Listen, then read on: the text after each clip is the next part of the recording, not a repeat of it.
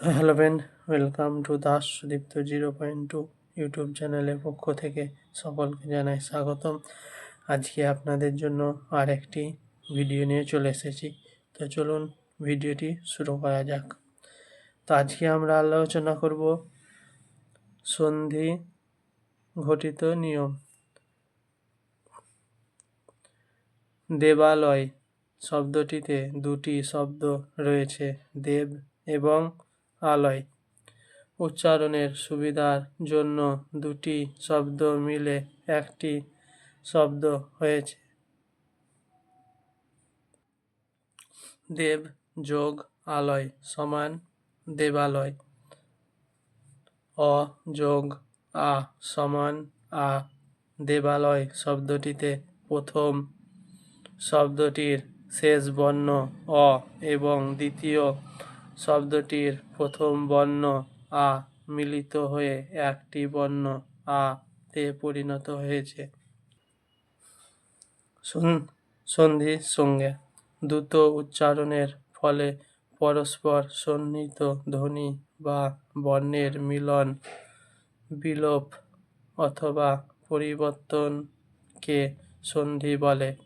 সব ভাষাতেই সন্ধি রয়েছে, কিন্তু সব ভাষায় লিখিত অবস্থায় সন্ধিরূপ দেখতে পাওয়া যায় না। সন্ধির নিয়মাবলীও সব ভাষায় এক নয়।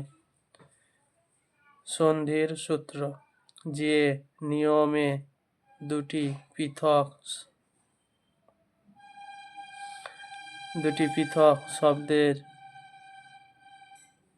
বর্ণের মিলন হয়ে একটি নতুন শব্দের অথবা একটি শব্দ পৃথক হয়ে দুটি আলাদা শব্দের সৃষ্টি হয়, সেই নিয়মকে বলা হয় সন্ধির সূত্র।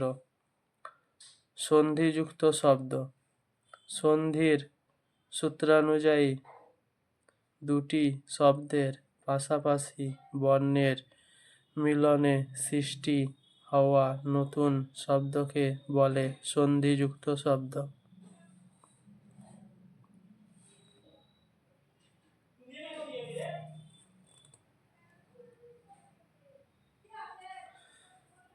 সন্ধি বিচ্ছেদ: সন্ধিবদ্ধ কোনো শব্দকে ভেঙে দুটি ভিন্ন শব্দের সৃষ্টি করাকে বলে সন্ধি বিচ্ছেদ।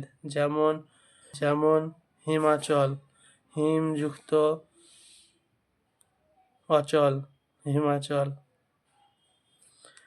তো এই ছিল আজকের ভিডিওটি ভালো লাগলে অবশ্যই চ্যানেলটি সাবস্ক্রাইব, লাইক ও শেয়ার করতে ভুলবেন না। দেখা হবে পরবর্তী ভিডিও।